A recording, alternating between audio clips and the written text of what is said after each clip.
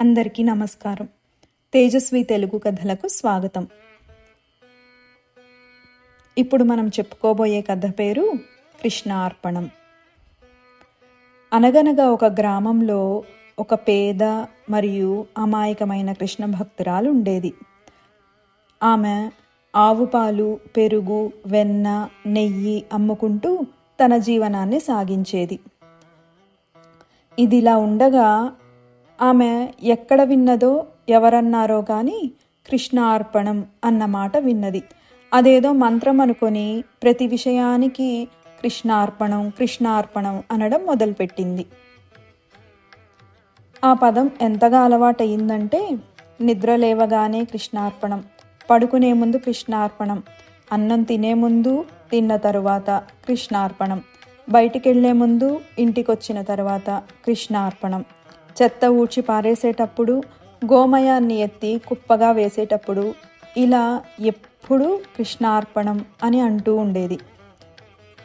ఆవిడ ఇలా అనడం మొదలు పెట్టగానే ఆ ఊరిలో ఒక కలకలం చెలరేగింది. ఆ ఊళ్ళోని శ్రీకృష్ణ దేవాలయంలో కృష్ణుడిపై చెత్త, గోమయం పడుతోంది.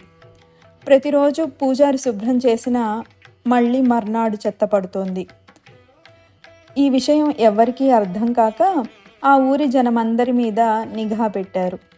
ఒక స్త్రీ చెత్త ఊడ్చి పారేయడం, అక్కడ కృష్ణుడిపై చెత్త పడటం ఒకే సమయంలో జరగడం గమనించి ఊరందరూ ఈవిడ చేసిన పనికి ఉగ్రులై ఆ దేశపు రాజుగారి దగ్గరకు తీసుకుని వెళ్ళారు. రాజుగారు చెప్పిందంతా విని ఆవిడ నాకేమీ తెలియదు అని ఎంత ఏడుస్తున్నా కూడా పాపం ఆమెకు కారాగార శిక్ష విధించారు. ఆమె ఖిన్నురాలై ఏడ్చుకుంటూ పాపం కారాగారంలోకి వెళ్తూ కూడా కృష్ణార్పణం అంది. మరుసటి రోజు గుడికి వెళ్ళేసరికి స్వామివారి విగ్రహం నాకు ఈ పూజలు వద్దు అని బెట్టు చేస్తున్న చిన్న బాలుడిలాగా విగ్రహం వెనుకకు తిరిగిపోయింది. అయినా పట్టించుకోకుండా ఆ ఊరివారు యథాతథంగా పూజలు చేశారు. ఆ భక్తురాలు అక్కడ కటిక నేలపై పడుకునే ముందు కృష్ణార్పణం అని అనుకొని పడుకుంది. రెండవ రోజు కృష్ణుడి విగ్రహం నేలపై పడుకొనుంది. ఇక మూడవ రోజు మళ్ళీ దేవాలయాన్ని తెరుద్దామని ఎంత ప్రయత్నించినా గర్భగుడి తలుపులు తెరుచుకోలేదు. ఈలోగా కారాగారంలో ఆమె కాలికేదో గట్టిగా తగిలి బొటనవేలు నుండి రక్తం ధారాపాతంగా కారసాగింది. అప్రయత్నంగా ఆవిడ కృష్ణార్పణం అనగానే ఆ గాయం కాస్త మాయమైంది. అది చూసిన కారాగృహాధికారి ఆ వెంటనే రాజుగారికి చెప్పాడు. అదే సమయంలో ఆ ఊరి జనం కూడా రాజుగారి దగ్గరకు చేరుకున్నారు.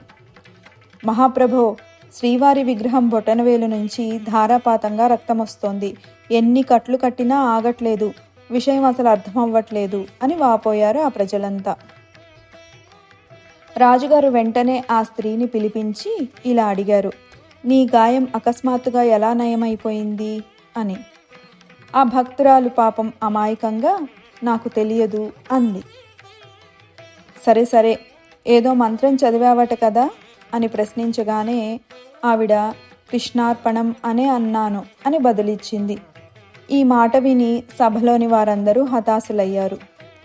ఆమెని నీకు కృష్ణార్పణం అంటే ఏంటో తెలుసా అని అడిగారు.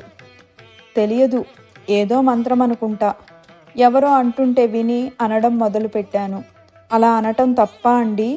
ఆ మంత్రం నేను జపించకూడదా? అయితే తెలియక చేసిన తప్పును క్షమించండి అని బేలగా ఏడుస్తూ అన్నది. ఆ సభలోని వాళ్ళందరికీ ఆమె అమాయకత్వాన్ని చూసి కళ్ళు చెమర్చాయి.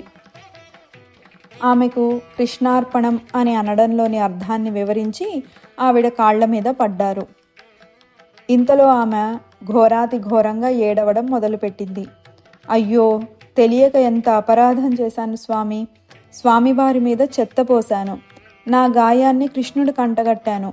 నా పాపానికి శిక్షేముంటుంది అనుకుంటూ శ్రీకృష్ణాలయానికి పరుగు పరుగున పోయింది.